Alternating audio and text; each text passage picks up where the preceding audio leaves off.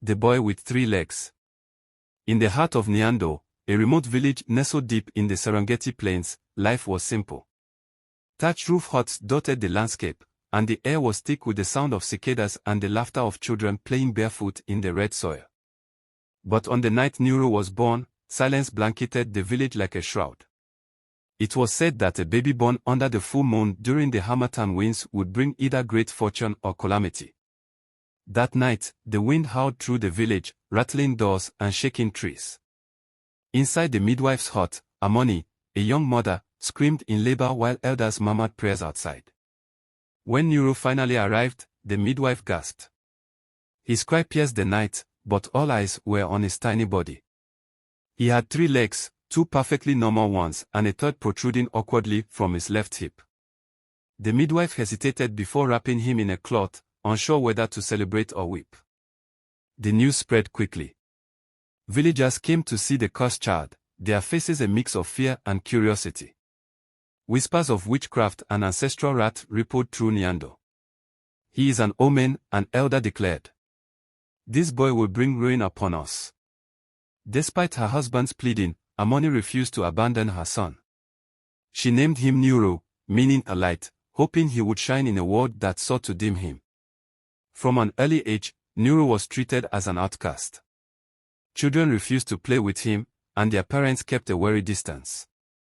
He walked with a lopsided gait, his third leg dragging behind him, and endured taunts daily. "Three-legged freak," they jeered. "You belong to the spirits." Nuru found solace in nature. The forest became his sanctuary, where he could run freely, away from prying eyes. His extra leg made him swift, and he could climb trees with uncanny ease. Animals seemed unafraid of him, and he often sat among the baboons, feeling a kinship he never found with humans. One day, while wandering deeper into the forest than ever before, Nuru discovered an ancient baobab tree. Its trunk was scarred with symbols he didn't recognize. As he touched the tree, he felt a strange warmth flow through him. That night, he dreamed of a man with 3 legs like his, standing at the edge of a vast river, beckoning him. When Nuru turned 12, a famine struck Nyando. Crops withered, and the river ran dry. The villagers' fears boiled over.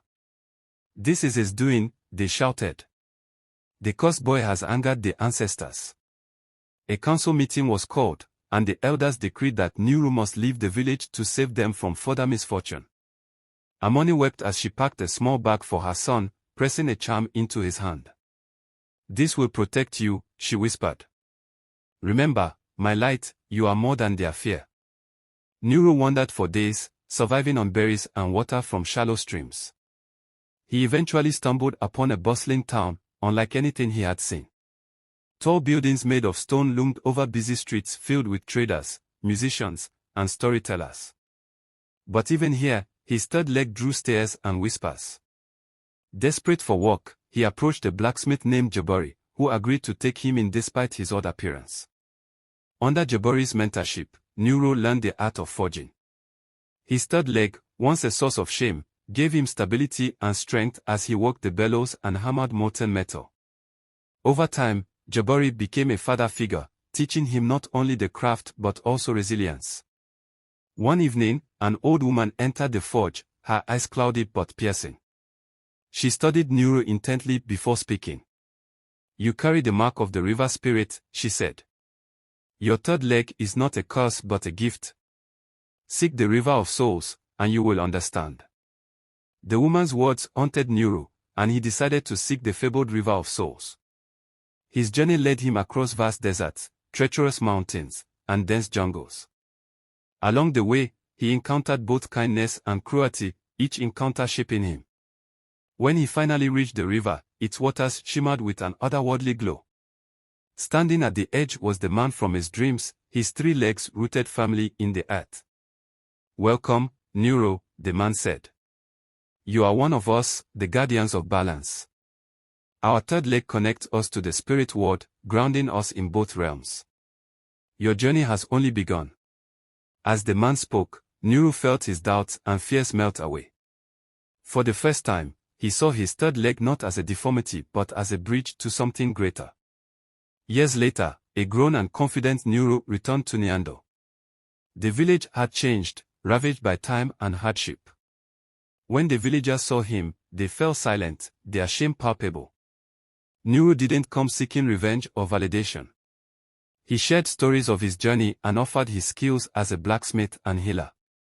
Slowly, the villagers began to see him not as a curse but as a blessing. By the time he left again, Nyando was thriving, its people united by the boy they had once rejected. Nuru's story spread across the land, a tale of resilience and redemption. And though he continued to wander, his heart always carried the light his mother had seen in him the day he was born.